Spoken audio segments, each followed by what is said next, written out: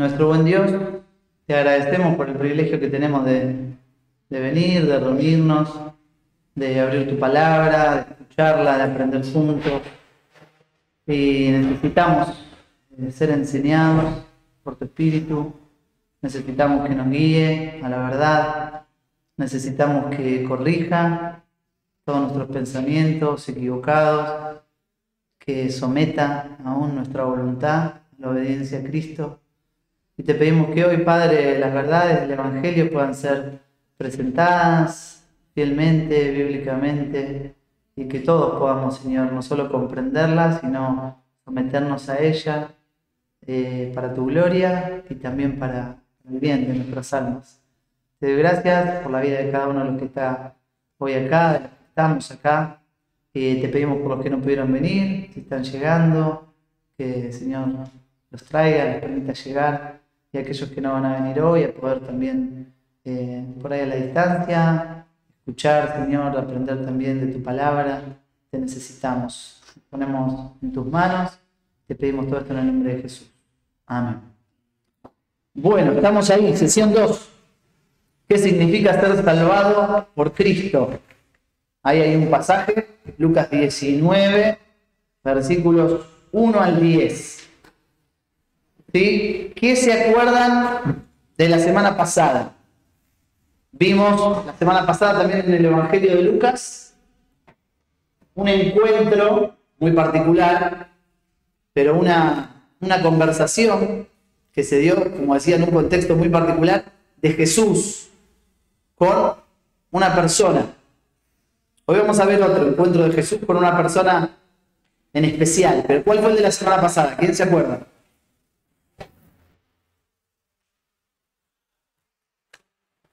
Vimos este encuentro de Jesús con alguien trayendo salvación y veíamos la gracia asombrosa de Dios manifestándose en la salvación de esta persona. ¿De quién? Sin vergüenza, vamos.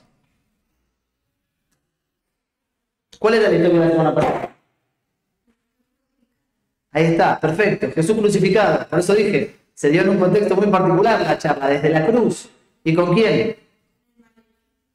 Exactamente, con el malhechor, con los ladrones que estaban ahí, ¿no? Que se burlaban, que le injuriaban, y uno de ellos termina reconociendo no solo su condición, sino quién era el que estaba en la cruz de ahí de al lado, el Señor mismo, y termina encontrando la salvación, y recibiendo esa afirmación de parte de Jesús, ¿no? Hoy vas a estar conmigo en el paraíso. Y hoy vamos a ver otro encuentro de Jesús, ahí en Lucas 19, que es el encuentro de Jesús y Zaqueo. Y lo que vamos a aprender de esta historia, que es el título de la sesión de hoy, es ¿qué significa ser salvado por Cristo? Ahora es importante este tema, ¿qué significa ser salvo? Porque podemos venir a la iglesia y acostumbrarnos, ¿no?, a términos que se usan acá en la iglesia, a palabras que por ahí afuera no se usan tanto, pero en la iglesia se van volviendo comunes, pero no entender del todo qué quiere decir, cuál es el significado. Y una de esas palabras, de esos términos tan importantes, es este concepto de qué significa ser salvo. La salvación. Eso es, te diría, el meollo del asunto. De la palabra de Dios, de venir acá a la iglesia, de sentarse en la escuela dominical. Uno puede ir incorporando un montón de conocimiento, acostumbrarse a venir, a frecuentar una actividad, a ser fiel inclusive, pero si perdés de vista esto de qué significa ser salvo, de nada sirve. Toda tu vida religiosa, todas tus tareas cumplidas, si el día que termina tu vida y te encontrás cara a cara con Dios, que lo dice bien clarito la palabra, ¿no? Está establecido para todos los hombres que mueran una sola vez y después de esto el juicio. Si ese día te encuentras y vos no fuiste salvo, ¿de qué sirvió todo? De nada. Por eso la importancia de este tema, de poder entender ya de arranque qué significa ser salvado por Cristo. Ahora, el Evangelio de Lucas, y esta historia en particular, nos va a ayudar un poquito a entenderlo.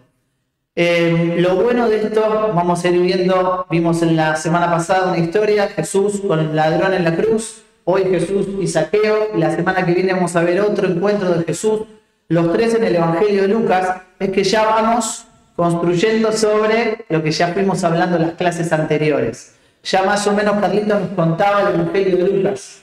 Lucas va a presentar a Jesús como el Hijo del Hombre. Ese es el término que Jesús más va a utilizar para referirse a sí mismo, a su persona, el Hijo del Hombre. Y Lucas nos presenta a Jesús como este hombre perfecto, y al mismo tiempo ese término, el Hijo del Hombre, estaba haciendo referencia a que Jesús era el cumplimiento de un montón de profecías que ya estaban en el Antiguo Testamento, que apuntaban a este hombre que iba a venir, que iba a ser el Mesías, el Salvador, no solamente el Rey para la nación de Israel, sino el Salvador del mundo. Por eso Lucas, nos contaba Carlitos, ¿no? Nos cuenta muchas historias que por ahí no encontramos en los otros evangelios. Tiene muchos detalles en cuanto al nacimiento de Jesús, en cuanto a su infancia, que por ahí no los encontramos en nosotros. Y vemos ese costado de Jesús viviendo una vida humana, real, teniendo un nacimiento, un comienzo, una infancia. Y también nos pone una genealogía de Jesús. Mateo va a usar una genealogía de Jesús y va a trazar todos los antepasados de Jesús, sus orígenes hasta David, para decir, este es el hijo de David que estábamos esperando. Este es el rey prometido para la nación de Israel. Ahora Lucas va a trazar la genealogía de Jesús y sus antepasados hasta Adán, para decir, este es el Hijo del Hombre que estábamos esperando. Este no solo es el hombre perfecto, sino es ese hombre, esa simiente que se había prometido, ese hijo de la mujer, que ya se había prometido desde el huerto, que iba a venir y que iba no solo a derrotar a Satanás, sino a librar a la humanidad de la maldición del pecado. Así que Lucas nos presenta a Jesús así, este es el Hijo del Hombre, el que estábamos esperando. Ahora llegamos al capítulo 19 de Lucas, y esto es lo bueno, que Carlitos también nos contó bastante acerca del misterio de Jesús, ¿no? No solamente nació y fue un bebé real, no solamente creció y fue un niño real, como quizás un jovencito, como los que están acá, sino que Jesús después fue bautizado y comenzó su ministerio. Y empezó a hacer señales y milagros, y multiplicó la comida para muchos, y sanó a algunos, y libró a otros que estaban endemoniados. Y todos estos milagros y estas señales le fueron llevando a ganar mayor popularidad. Y su nombre se empezó a escuchar, y la gente se empezó a acercar. Y cuenta el Evangelio que iban grandes multitudes, se iban acumulando, y iban siendo atraídas por la curiosidad o por distintas necesidades, quizás un familiar enfermo, quizás una situación que yo necesitaba con urgencia que Jesús resuelva, y quizás por la curiosidad de este personaje tan popular que ahora se está acercando y que todo el mundo habla de él, Jesús. Ahora sus señales le ganaron esta popularidad, y después Jesús empezó con sus enseñanzas a confrontar muchas veces cuál era la condición real del corazón del hombre, cuáles eran las demandas para seguirle, de qué se trataba el reino que él había venido a establecer, la importancia de estar dispuesto a dejar el pecado, a renunciar a su vida para seguir a Cristo, confrontando a la hipocresía de la religión, mostrando que no se trataba con cumplir un montón de ritos, sino con un corazón transformado, que resultaba en una vida diferente, de servicio, de humildad, de amor a los demás. Y todas estas cosas fueron llevando que esa popularidad que sus milagros y sus señales le habían ganado, hiciera que muchos de los que habían venido movidos quizás por esos intereses se vuelvan atrás. Y empezó a tener cada vez más rechazo a sus enseñanzas y más hostilidad, no solo de parte de las multitudes, sino de parte de los principales, de parte de los sacerdotes, de parte de los gobernantes. Y eso fue llevando todo hasta el punto que veíamos la semana pasada de su crucifixión y su muerte. Ahora, cuando lleguemos a Lucas 19, Jesús ya pasó los primeros años de su ministerio en Galilea, en la zona norte de Israel, de donde él era oriundo. Había reclutado ahí a sus discípulos, varios de ellos pescadores, había empezado su ministerio ahí. Esto le había ganado un montón de popularidad y había llegado al punto en que él, dice Lucas capítulo 9, él ya había decidido ir a Jerusalén, y sabiendo que ahí en Jerusalén le iba a tocar enfrentar lo que veíamos la semana pasada. Primero lo iban a recibir con todos bombos y platillos, y la entrada triunfal de Jesús, este es el rey, y una semana después, esa misma multitud gritando crucifican. Y Jesús, cumpliendo aquello para lo que había venido, morir en la cruz y al tercer día resucitar. Cuando llegamos a este punto, Jesús ya está acercándose a Jerusalén. Lucas 19, si avanzáramos en el versículo 28, vemos que está la entrada triunfal en Jerusalén. Así que esto es unos días, podríamos decir, un evento justo antes de entrar a Jerusalén y que pase todo eso de la última semana que hablábamos. Y así llegamos a Lucas 19, versículo 1. Vamos a leer del 1 al 10. Leo yo el primero y seguimos por ahí. ¿Tienen Biblia? ¿No? ¿Ni en el celu? Bebe, ¿o sí tenés ahí Lucas 19? ¿En el celu? No digo, ¿tenés la Biblia? Buenísimo. Bueno, yo leo uno y los que tienen Biblia me van siguiendo. Jonás, ¿tenés Biblia? Tampoco. ¿Pero tenés vos en casa Biblia? Buenísimo. La próxima, tráigala. Vamos. Yo leo el 1. Lucas 19, 1. Dice, habiendo entrado Jesús en Jericó, iba pasando por la ciudad. Y sucedió que los varones llamados Zaqueo, que era el jefe de los publicanos y ricos. ¿Alguno tiene para leer? Versículo 3.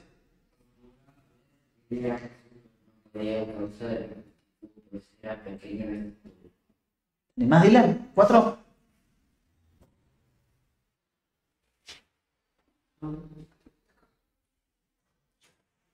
Y corriendo adelante subió a una rodilla, como a verle, porque había que pasar por ahí. Bien. 5. Cuando Jesús llegó a aquel lugar, mirando hacia arriba, le vio y le dijo, Zaqueo, date prisa, desciende, porque hoy es necesario que pose yo en tu casa. Entonces él descendió de prisa a la prisa y recibió el bajo. Versículo 7. Al ver esto, todos murmuraron diciendo que había entrado un hombre. Entonces Alfredo puesto a decir, hijo de Dios, he aquí, y la mitad de mi bien doy a los pobres, y si de perdona, entonces lo devuelvo Cuadruplicado. Bien. Jesús le dijo, hoy ha venido la salvación a esta casa, por cuanto él también es hijo de Abraham. Porque el Hijo del Hombre vino a buscar y a salvar lo que se había perdido. Bien, ahí ya fuimos leyendo. Y de esta historia vamos a ver esto. ¿Qué significa ser salvado por Cristo? Ahora la vamos a ir desmenuzando un poquito. Si por ahí no terminaste de entender del todo qué fue lo que pasó, qué quiere decir el texto que acabamos de leer. Arranca diciendo el versículo 1, habiendo entrado Jesús en Jericó, iba pasando por la ciudad. Esta era una ciudad que estaba cercana a Jerusalén, a donde Jesús se dirigía. Pero antes de llegar, tenía una cita en esta ciudad, Jericó. Ahora, Jericó era una ciudad, ahí después lo podés ver en tu apunte, dice que era una ciudad importante, que era una ciudad hermosa. Ahí dice era uno de los jardines de la tierra de Israel. Lo que escuchaba yo en la semana es que es una ciudad que tiene muchas palmeras, que es muy linda y que en esa época tenía una circulación muy importante en cuanto al comercio. Recuerden esto, en ese entonces Israel estaba bajo lo que era el Imperio Romano. El Imperio Romano había ido conquistando un montón de tierras, como nosotros diríamos hoy, un montón de países que los tenía sometidos bajo su control. ¿Sí? Ahora, Israel era parte de esto, no estaba bajo el Imperio Romano. Y dentro del territorio de Israel estaba esta ciudad, Jericó, que era una de las ciudades más importantes en cuanto a esto. Había comercio, había mucha gente, había muchos soldados romanos ahí, y dice ahí el apunte que inclusive había un anfiteatro romano construido por Herodes.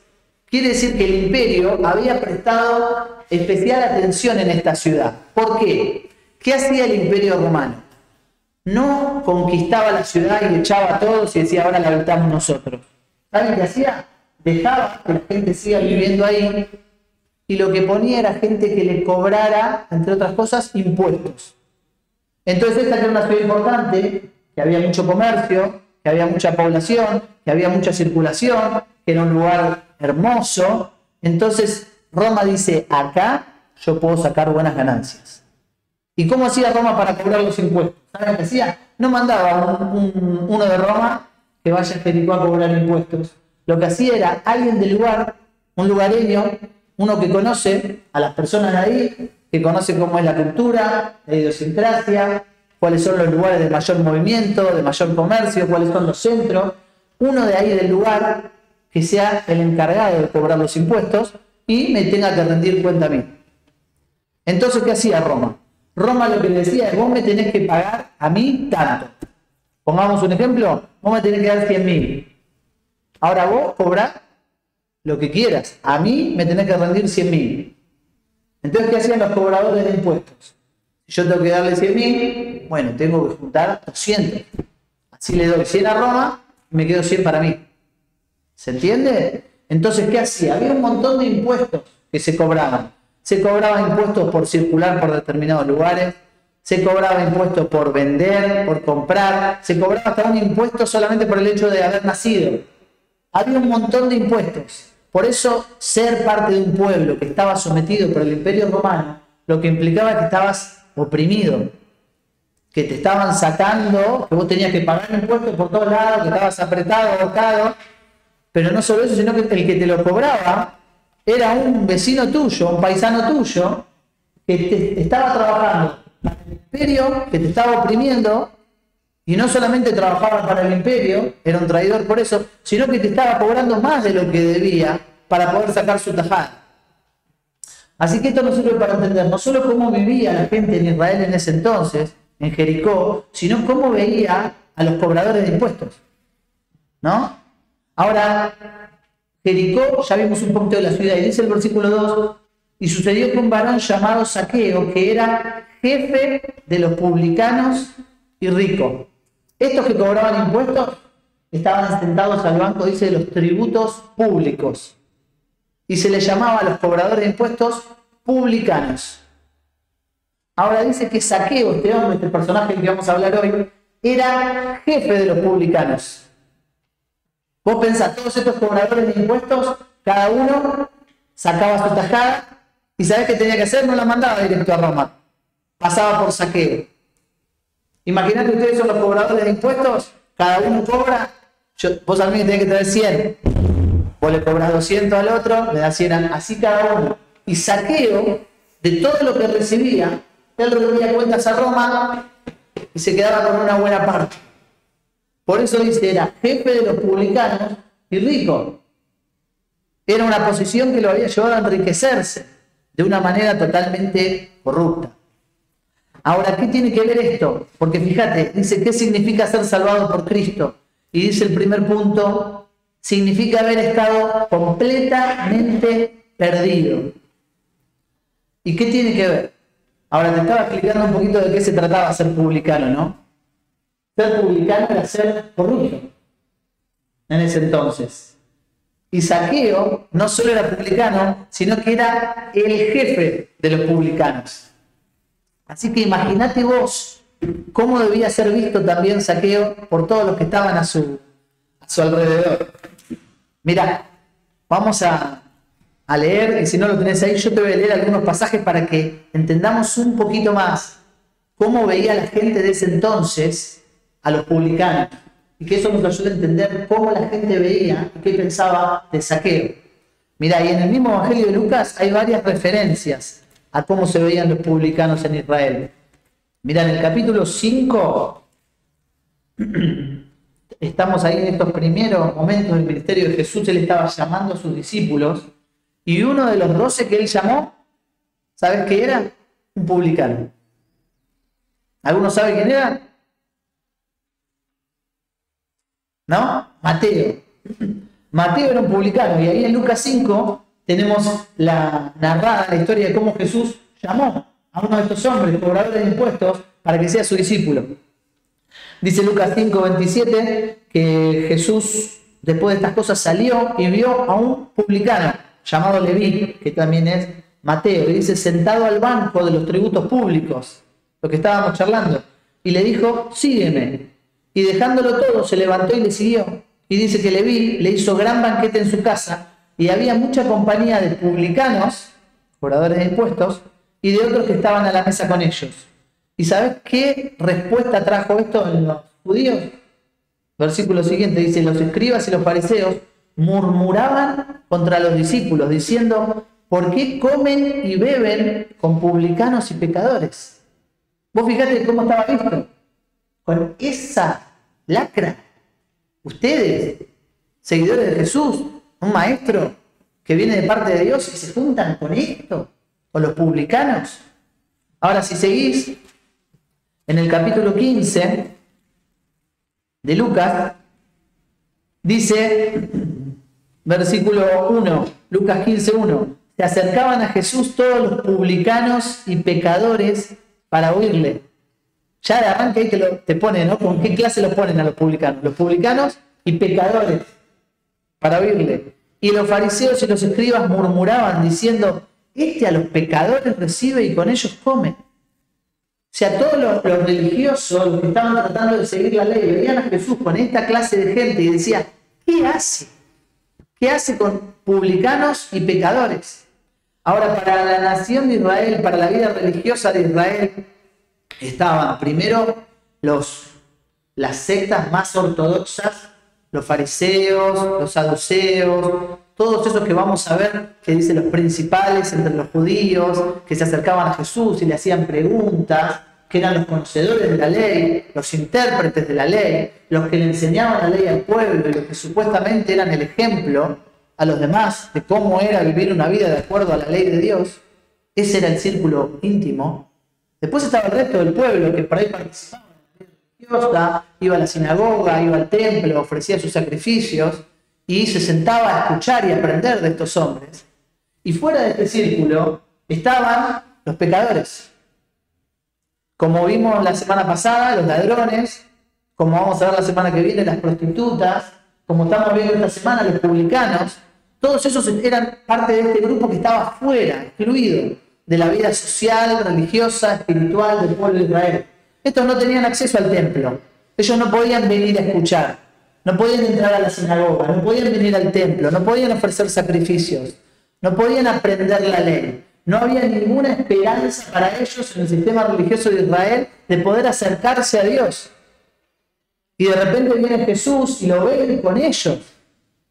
Y dice, ¿qué hace Jesús con publicanos y pecadores, con estos que están afuera? Ahora, fíjate, Jesús, muy cerquito al capítulo 19 que estamos leyendo, él cuenta una parábola. En el capítulo 18, en los versículos 9 en adelante, dice esto Jesús. Dice esto Lucas, Jesús, dice, a unos que confiaban en sí mismos como justos y menospreciaban a los otros, dijo también esta parábola. Y Jesús cuenta esta historia. 2 hombres subieron al templo a orar, uno fariseo y el otro publicano. El fariseo puesto en pie oraba consigo mismo de esta manera. Dios, te doy gracias, y mirá lo que decía, porque esto es lo que pensaban los religiosos. Porque no soy como los otros hombres, ladrones, injustos, adúlteros, ni aun como este publicano. Ayuno 2 veces a la semana, doy diezmos de todo lo que gano. Y así se veía el publicano, alguien rechazado, alguien que era de otra clase, inferior, alguien que no tenía posibilidad de llegar a Dios. Ahora, ¿por qué no le tenemos que explicar esto? Porque si tenemos que entender de qué se trata ser salvo, lo primero es que es haber estado completamente perdido. Zaqueo estaba así. No solamente era un corrupto total, sino que no tenía ninguna chance en el sistema religioso de poder acercarse a Dios. Ahora esto que estamos hablando no tiene tanto que ver para que aprendamos solamente cómo era el mundo antiguo y cómo era Zaqueo. Tiene que ver con vos y conmigo, con cómo somos nosotros. Porque así como era Zaqueo, la Escritura dice que nosotros somos totalmente corruptos. Que el corazón del hombre, como nos hablaba Carlito la semana pasada, está totalmente corrompido. Que cuando Dios ve al hombre, lo ve de la misma manera que los judíos veían a los publicanos, Dios nos ve a cada uno de nosotros. La semana pasada pasamos por Romanos capítulo 3, y una de las cosas que cita Romanos capítulo 3 es un salmo. Un salmo que se repite 2 veces, el Salmo 14 y el Salmo 53, dice cositas muy similares los dos. Mirá, no hace falta ni que lo busques. Yo te leo los primeros versículos del Salmo 53, pero tenés en mente, este salmo nos va a hablar de cómo Dios ve al hombre, a todos los hombres. Dice así, dice el necio en su corazón, no hay Dios. Se han corrompido e hicieron abominable maldad. No hay quien haga bien. Y fíjate el versículo 2, dice, Dios desde los cielos miró sobre los hijos de los hombres. Imagínate esta escena, Dios desde el cielo mirando sobre los hijos de los hombres, Dios viéndote. Y dice, para ver si había algún entendido que buscara a Dios. Y a Dios no se le pierde nada de vista, ¿no? Él ve todo. Él ve lo que el hombre no ve. Él ve lo que uno hace en lo oculto. Él ve lo que uno piensa. Dice, Dios desde el cielo mirando sobre los hijos de los hombres para ver si había alguno entendido que buscara a Dios. Y fíjate qué es lo que encuentra. Dice, cada uno se había vuelto atrás. Todos se habían corrompido. No hay quien haga lo bueno. No hay ni siquiera uno. Vos fíjate lo que encuentra y lo que ve Dios entre los hombres. Dice, cada uno se corrompió. El publicano se corrompió, el fariseo se corrompió, el moral se corrompió, el drogadicto se corrompió, el hombre de familia se corrompió. Todos corruptos. No hay ni siquiera uno, dice, que haga lo bueno. Ahora, como te digo, esta no es solo la realidad de Zaqueo, esta es la realidad de todos los hombres. Y cuando leíamos Romanos capítulo 3, la semana pasada, nos muestra no solamente que esta es una realidad universal que se aplica a cada uno de nosotros, sino que hasta qué punto llega esta realidad del pecado y de la corrupción en el corazón del hombre. Y Romanos capítulo 3, que cita este salmo que leíamos, dice, no hay justo ni aún uno, no hay quien entienda, no hay quien busque a Dios, todos se desviaron, aún se hicieron inútiles, no hay quien haga lo bueno, no hay ni siquiera uno, eso es lo que leíamos. Y después empieza a describir cuál es la condición en la que están todos los hombres. Y dice, sepulcro abierto su garganta, con su lengua engaña, veneno de áspides hay debajo de sus labios, su boca está llena de maldición y de amargura, sus pies se apresuran para derramar sangre, quebranto y desventura hay en sus caminos y no conocieron camino de paz. No hay temor de Dios delante de sus ojos. Y vos fíjate que no es una realidad no solamente universal, sino que todo nuestro ser está corrompido por el pecado. Dice su boca, su lengua, sus pies, sus ojos, sus caminos, todo. Es esa misma descripción que nos hacía Carlito la semana pasada, desde la punta de la cabeza hasta la punta del pie. No hay en él cosa sana, todo está afectado por el pecado. Y esos ejemplos tan claritos que nos traía de cómo aún las buenas actitudes nacen de un corazón en realidad torcido y corrompido por el pecado. Y esta es la realidad de cada uno de nosotros. Por eso el primer paso para poder llegar a ser salvo es entender que uno está completamente perdido.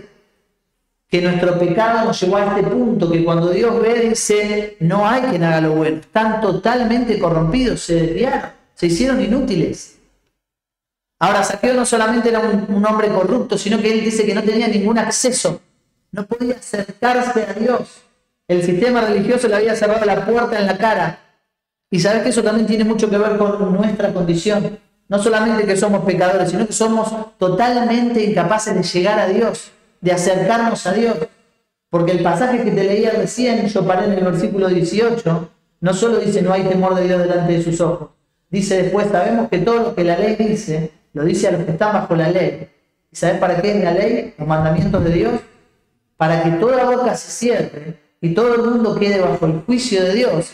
Ya que por las obras de la ley, ningún ser humano será justificado delante de él, porque por medio de la ley es el conocimiento del pecado. Y por ahí te suena reiterativo que cada semana te estemos repitiendo lo mismo, pero lo que está mostrando es que el hombre no puede, por mucho que se esfuerce, por más que quiera cumplir al pie de la letra, no puede justificarse, no puede por sí mismo solucionar este problema del pecado, porque aún sus mejores obras, sus obras de justicia, dice la Escritura que nuestras justicias son como un trapo de inmundicia. Es como querer estar sucio y querer limpiarte con un trapo sucio. No te vas a limpiar.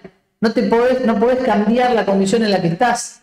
Así es cualquier intento humano por querer solucionar el problema de su corazón, del pecado, delante de Dios. Totalmente inútil, totalmente incapaz. No hay manera por nuestros propios medios de llegar a Dios.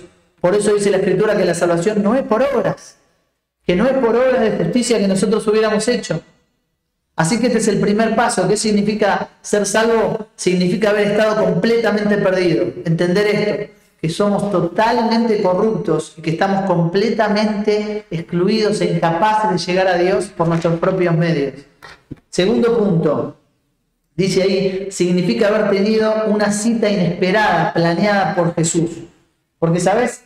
Zaqueo estaba en esta condición, era jefe de los publicanos y rico, corrupto y ajeno a la vida espiritual. Pero fíjate lo que cuenta de Zaqueo. Dice en versículos 3 en adelante que Zaqueo procuraba ver quién era Jesús, pero no podía a causa de la multitud, porque era pequeño de estatura. Y corriendo, fíjate lo que hizo este hombre, ¿no? Él era petizo, había mucha gente, no podía ver a Jesús, pero él quería y no podía. Entonces su plan fue este, dice, corrió delante, se subió a un árbol sicómoro para verle, porque Jesús había de pasar por ahí. ¿Se entiende, no, la historia? Jesús está pasando, acordate, popular, mucha gente, multitud lo quiere ver. Este hombre Zaqueo, que había estado todo el tiempo afuera de la vida espiritual, pero que se escuchaba, Jesús recibe a los pecadores, a los publicanos. Uno de sus discípulos, que es un publicano, no sabemos cuál era la intención de Zaqueo. Él quiere ver a Jesús, pero no puede. Y encima es petizo, menos todavía. Algunos de acá lo entienden, lo entenderían, ¿no? Entonces su plan es, me voy a subir a un árbol y desde ahí voy a poder, aunque sea, ver quién es Jesús. Este era el plan de Zaqueo. Pero fíjate, ¿por qué dice que ser salvo significa haber tenido una cita inesperada planeada por Jesús?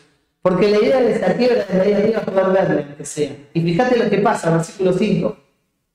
Cuando Jesús llegó a aquel lugar, mirando hacia arriba, le vio y le dijo, Zaqueo, date prisa, desciende, porque hoy es necesario que pose yo en tu casa.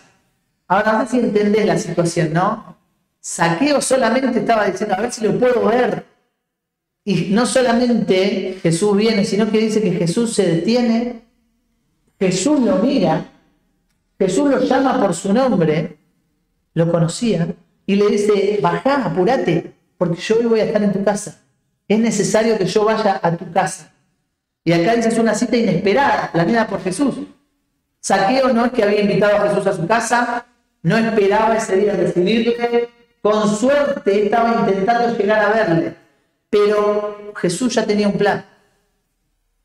¿Sabes qué? Esta iniciativa de Zaqueo, de procurar ver quién era Jesús, de intentar subirse a un árbol aunque sea para verle, uno podría pensar que es la iniciativa del hombre buscando a Jesús. Pero ¿sabes qué? Cuando uno se aleja un poco y ve el cuadro, te das cuenta que es algo que Jesús ya tenía pensado de antes. Pasar por Jericó, encontrarse con ese hombre, llamarlo, y era necesario que él vaya a su casa. Porque Dios ya lo tenía pensado de antemano.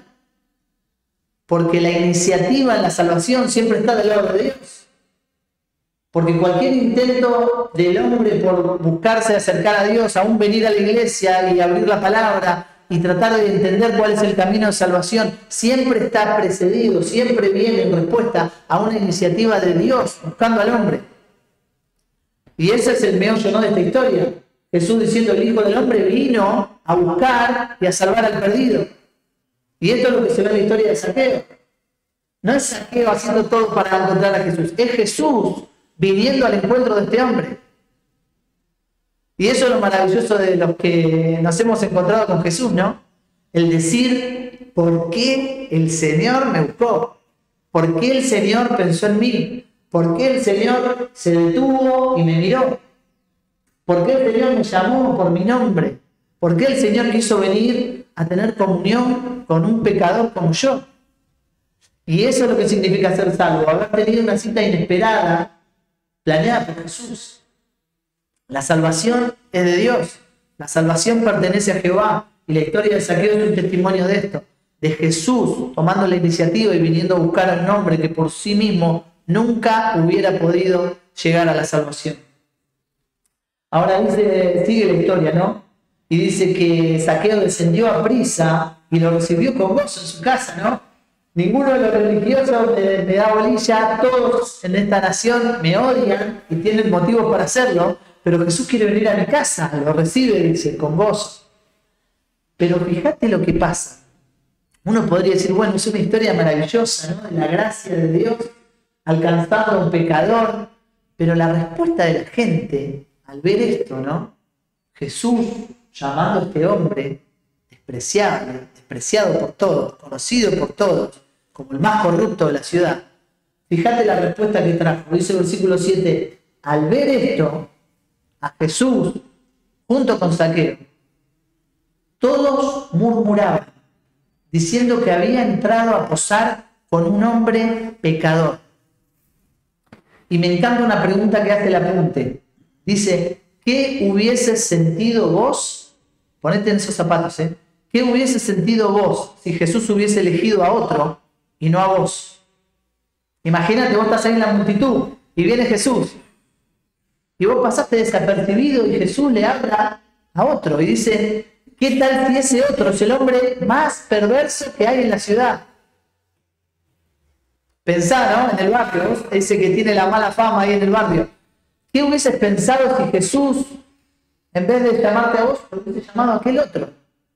Y a mí, te digo la verdad, se me pasó cuando me ponía ahí, le iba siguiendo la punta y se me revolvía todo un sentido como de qué injusto. ¿Sabés qué pone en evidencia eso? El engaño de nuestro corazón, de nuestra propia justicia, de que nos creemos mejor que el otro. Este mismo sentir que había en los religiosos y fariseos, ¿no? De yo soy mejor que este otro, Dios. Mirá lo que yo soy, mirá lo que yo hago, y mirá lo terrible pecador que es aquel. ¿Cómo lo vas a llamar a él? Así que esta historia de Zaqueo también pone en evidencia esto, el peligro de confiar en nuestra propia justicia, el engaño de la justicia propia. Un versículo muy conocido en Proverbios capítulo 3 dice, fíate de Jehová de todo tu corazón y no te apoyes en tu propia prudencia. ¿Sabes de qué está hablando? De dos cosas que podés confiar, dos cosas en las que te podés apoyar. Dice, fíate de Jehová de todo tu corazón y no te apoyes en tu propia prudencia. ¿Sabes qué? Apoyarte y confiar en tu propia justicia delante de Dios es un apoyo muy inseguro. Por eso dice, lo que hay que hacer es confiar en Dios y no en uno, con todo el corazón. Ahora, ¿sabes por qué es peligrosa la justicia propia? Porque acá dice que Jesús vino a buscar y a salvar ¿a quién? Al que se había perdido. Hasta que vos no entendés que estás perdido, no estás en ese lugar, en ese grupo de aquellos que Jesús vino a buscar y a salvar. En la historia que leímos de Jesús llamando a Leví para que le siga y los fariseos murmurando, Jesús les dijo ese día, ustedes murmuran, ¿saben por qué? Están equivocados, los sanos no tienen necesidad de médicos, sino los enfermos. ¿Qué le estaba queriendo decir? Yo no vine a llamar a justos, a los que se creen buenos, sino a pecadores al arrepentimiento.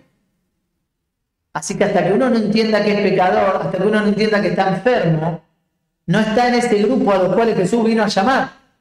No está en ese grupo a los cuales Jesús vino a salvar. Así que tu propia justicia, tu propio sentido de bondad, lo que te está haciendo es excluyendo y alejando del camino de salvación. Porque Jesús vino a buscar y a llamar a los que se habían perdido, a los enfermos, a los pecadores al arrepentimiento. Pero mirá, vamos a avanzar, porque no nos queda tanto tiempo y tenemos 2 puntitos más. ¿Qué significa ser salvo? Significa haber estado completamente perdido, entender nuestra condición, corruptos e incapaces de llegar a Dios. Significa haber tenido esta cita inesperada, planeada por Jesús. Él que haya venido a buscar a alguien que estaba perdido y que por sí mismo nunca le hubiese buscado. Y el tercer punto dice, significa haber respondido en fe y obediencia a Cristo. Y ahí vemos cómo respondió Zaqueo.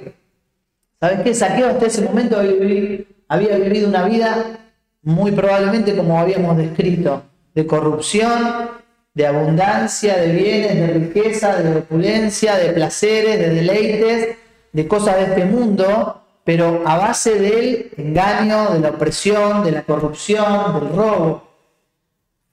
Había vivido una vida totalmente inmoral, totalmente dedicada a sí mismo y al ídolo que él tenía, que era el amor por las riquezas, por el dinero. ¿Y cómo responde a este encuentro con Jesús? Mirá, Lucas no nos cuenta demasiado, ¿no? Pero sí nos cuenta lo que necesitamos saber. Dice que Zaqueo descendió a prisa, que es lo que Jesús le había dicho, date prisa, desciende, y él descendió a prisa, así que respondió al llamado del Señor. Jesús le había dicho, es necesario que pose yo en tu casa, y él le recibió gozoso. Así que todo lo que vemos es una respuesta de Zaqueo obedeciendo a lo que Jesús lo está llamando a hacer. Y después dice que en el versículo 8, Zaqueo puesto en pie dijo al Señor, y fíjate lo que dice Zaqueo, he aquí, Señor, la mitad de mis bienes doy a los pobres, y si en algo he defraudado a alguno, se lo devuelvo cuadruplicado. ¿Sabes qué? Ahí el apunte nos dice, no hay mucho detalle de la conversación de Jesús y Zaqueo, pero sí sabemos por los evangelios de cuál era el mensaje de Jesús. Jesús llamaba a los pecadores al arrepentimiento. Su mensaje había sido: arrepiéntanse y crean en el Evangelio, ¿no? Arrepiéntanse, el reino de los cielos se ha acercado. Síganme, dejen todo y síganme. Al joven rico, que si lo leyeras en el capítulo anterior, le dijo: andá, vendé todo lo que tienes y vení, seguime. Así que sabemos cuáles serán las demandas de Jesús. No las tenemos acá, pero no cambian sus demandas. Lo que sí tenemos acá es la respuesta de Zaqueo a las demandas de Jesús. Y la respuesta de Zaqueo fue esta: Señor, la mitad de mis bienes la doy a los pobres. Y si en algo he defraudado a alguno, se lo devuelvo cuadruplicado. ¿Y sabes qué? Zaqueo fue salvo, ¿por qué? Acá lo dice el puntito: por haber respondido en fe y obediencia a Cristo. ¿Sabes que él no fue salvo por haber hecho esto que dice acá? No fue salvo por dar de sus bienes a los pobres. No fue salvo por haber restituido a aquellos que defraudó y por haberlo hecho por cuadruplicado.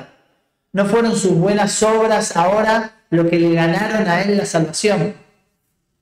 La salvación sabemos que es por gracia, por medio de la fe.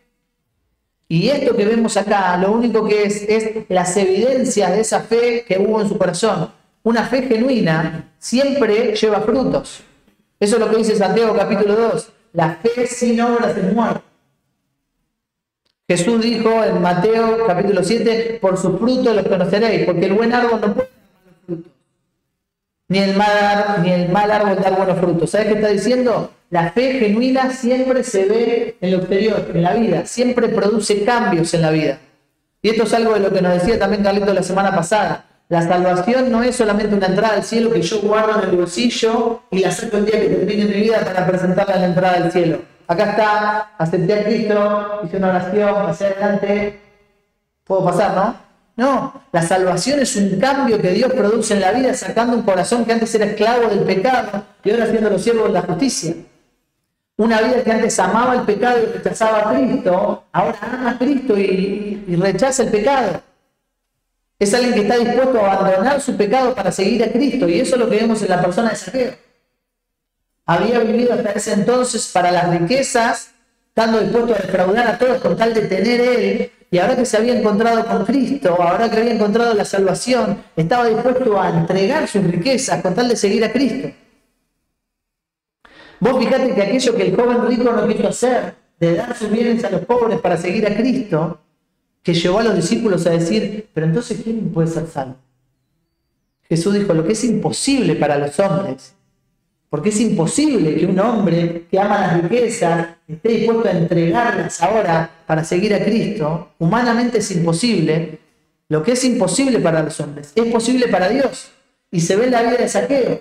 Algo que humanamente era imposible, Dios llevándolo a cabo, cambiando el corazón de un hombre totalmente corrupto para que ahora esté dispuesto a entregarlo todo con tal de tener a Cristo. Ese es el cambio que la salvación produce en la vida. Ser salvo significa haber respondido en fe y obediencia a Cristo, y eso se ve en un cambio radical en la vida, que quizás no es dramático de un momento al otro, pero que va produciendo un cambio que a la larga te lleva en una dirección totalmente opuesta a la que vivías antes de encontrar a Cristo. Dice 2 Corintios 5, de modo que si alguno está en Cristo, nueva criatura es. Las cosas viejas pasaron y ahora todas son hechas nuevas. Y esto es lo que sucedió en la vida de Zaqueo. Él respondió en fe y obediencia, y eso se vio en una vida transformada, que llevó frutos y se vio en un cambio radical en su vida. Ahora tenemos unos minutitos más, así que vamos a ver el último punto. ¿Qué significa ser salvo? Gente, no solo en la vida de Zaqueo, sino en la nuestra. Haber estado completamente perdido, haber tenido una cita inesperada, planeada por Jesús, haber respondido en fe y obediencia a Cristo, mostrando estos frutos dignos de arrepentimiento. Y también significa haber recibido la promesa de salvación del Señor. Fíjate, después de Zaqueo decir todo esto, dice versículo 9, Jesús le dijo ahora a Zaqueo: hoy ha venido la salvación a esta casa. ¿Te acordás que Jesús le había dicho: no es necesario que pose yo en tu casa, el Salvador?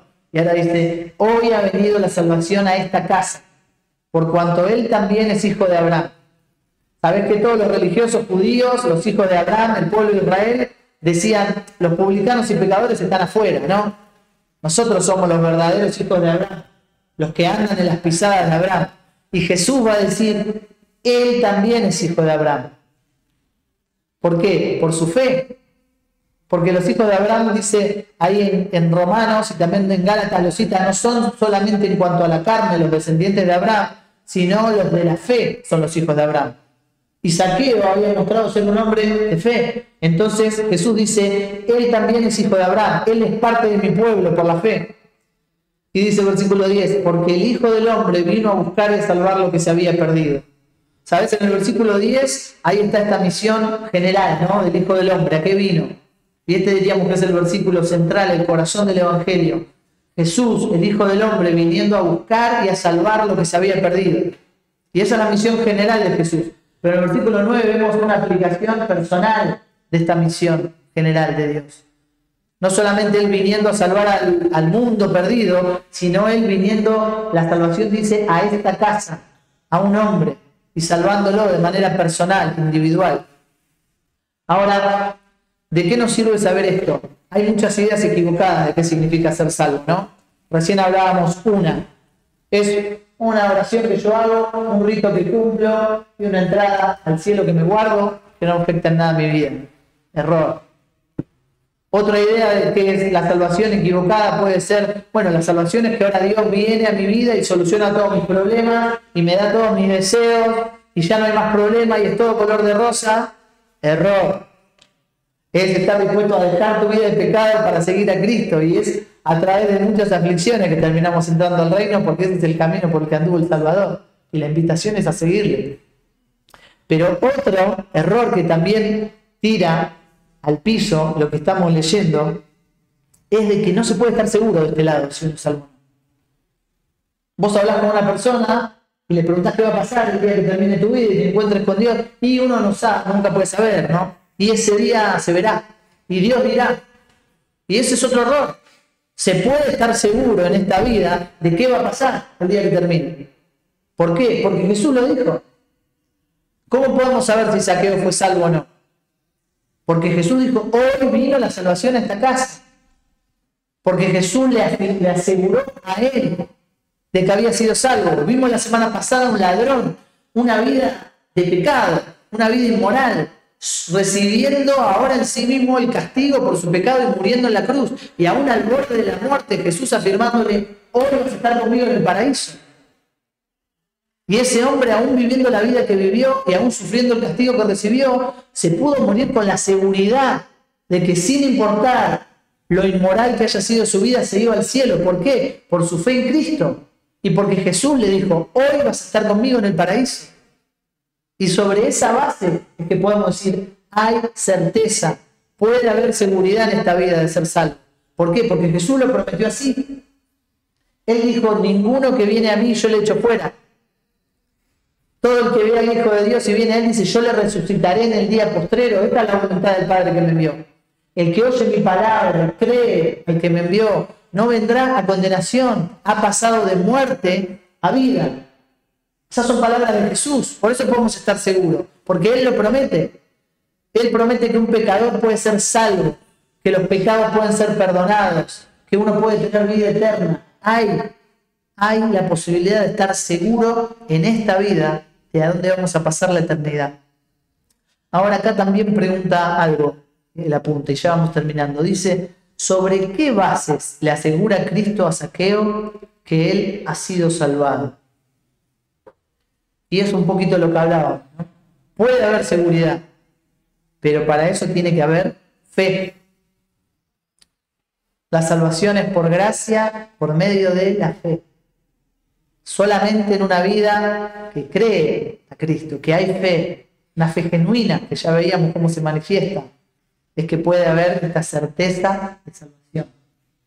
Así que las preguntas con las que termina la lección me parece que son importantes para leerlas. Dice, conclusión, hablando de Cristo, ¿no? Él te conoció, te amó y te buscó para salvarte. Así como lo hizo con Zaqueo, lo hizo con cada uno de nosotros. Esto mismo, que se abra su palabra y se te presente el camino de salvación, es una manera en la que Jesús está llamándote. Y dice, ¿qué hay con respecto a tu propia salvación? ¿Podés identificarte con Zaqueo? ¿Con su condición de pecador? ¿Con su imposibilidad de acercarse a Dios por sí mismo? ¿De qué manera? ¿Estás seguro que has sido salvado por Cristo? Bueno, hoy vimos qué significa haber sido salvo. Así que con esto en mente, que podamos seguir reflexionando, cada uno evaluando la vida y poder responder esto. Si realmente has sido salvado por Cristo. ¿Oramos? Nuestro Dios y Padre, te agradecemos por tu palabra, te agradecemos por el Evangelio, te agradecemos por el Salvador, porque Él vino, porque no se quedó, no se aferró a su condición de ser igual a Dios, sino que estuvo dispuesto a despojarse, a humillarse, a hacerse obediente hasta la muerte, y eso lo hizo para salvarnos. Gracias porque Él mismo declara así su misión, que vino a buscar y a salvar lo que se había perdido. Gracias, Padre, porque ninguno de nosotros tendría ningún valor por sí mismo.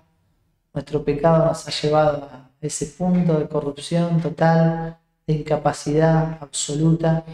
Y ahí, Señor, es donde estamos en el lugar justo para ser alcanzados por tu gracia, el Salvador, viniendo a buscar a los que estaban perdidos, viniendo a llamar a pecadores al arrepentimiento. Te alabamos, Señor, por tu gracia. Te rogamos por el corazón de cada uno de los que está acá.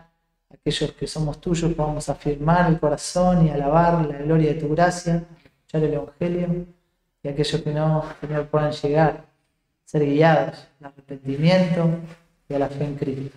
Te pedimos esto en el nombre de Jesús. Amén.